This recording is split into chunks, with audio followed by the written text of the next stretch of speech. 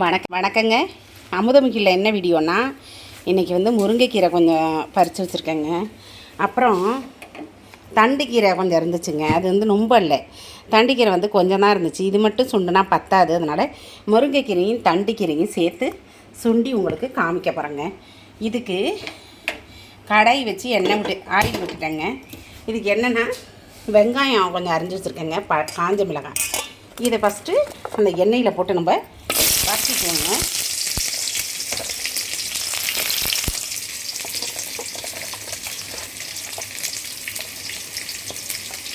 அப்புறம் கொஞ்சம் தேங்காய் துருவல், அவ்வளோதாங்க இதுக்கு தேவை. இதை நம்ம கொஞ்சம் வதக்கிக்கணும்.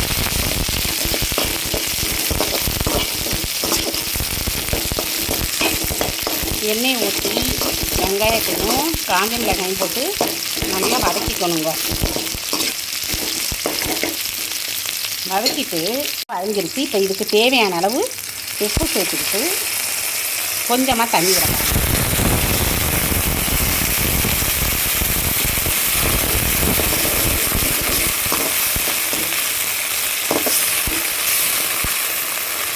தண்ணி விட்டுட்டு கொஞ்சமாக விடணும், ரொம்ப விடக்கூடாது. நம்ம நல்லா தண்ணி இல்லாமல் அலசி வச்சுட்டு தண்டுக்கீரையே சேர்க்கணும். தண்ணியே இல்லாமல் இருக்குது, இதை சேர்த்துக்கணும்.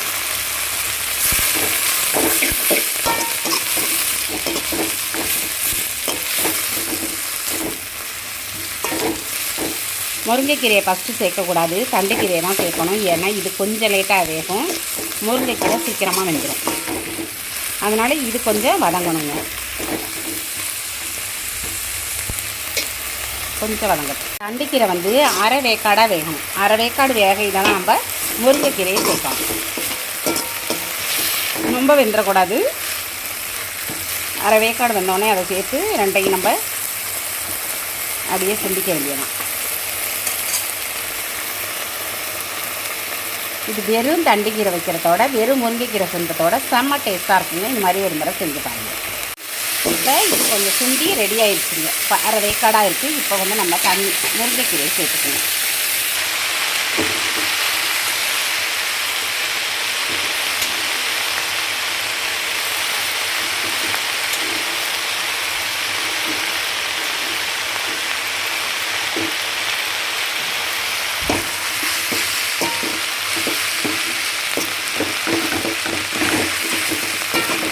காக்கையில் அப்படியே நிறையா இருக்க மாதிரி இருக்கும், சுண்டு நம்ம கொஞ்சமாக இருக்கும்.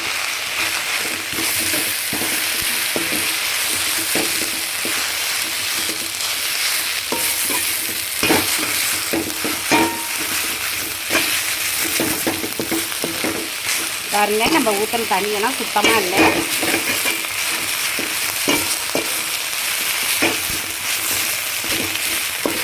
ரொம்ப வரன்னு இருக்க மாதிரி இருக்குது. அதனால் கொஞ்சோண்டு ஆயில் விட்டுக்குவோம்.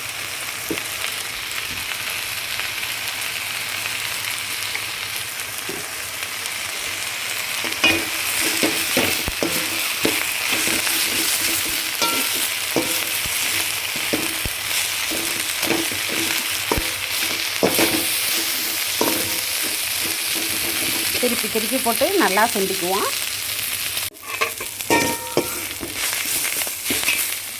பாருங்கள், நல்லா சுண்டி வந்துருச்சுங்க. இப்போ நம்ம துருவி வச்ச தேங்காயை போட்டு இறக்கிற வேண்டியதாங்க.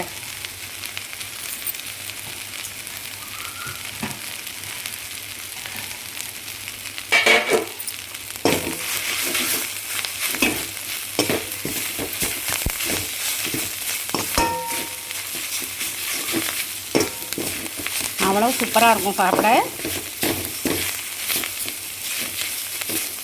இறக்கி தட்டுக்கு மாற்றி காமிக்கிறேன்.